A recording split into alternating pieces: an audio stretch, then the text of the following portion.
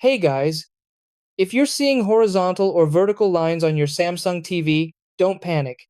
In most cases, this is either a cable issue or a simple software glitch. Let's fix it step by step. Step 1. Check cables plus input. First, unplug and replug your HDMI cable and try a different HDMI port. If possible, test with a new HDMI cable to rule out a faulty wire. Step 2. Power cycle the TV.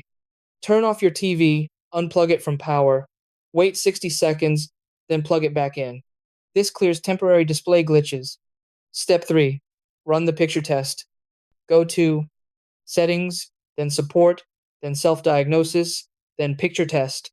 If lines show in the test, it's likely a TV screen hardware issue. If not, the issue is from your connected device. Step 4. Update software. Go to Settings, then Support, then Software Update, then Update Now. Old firmware can cause screen display bugs.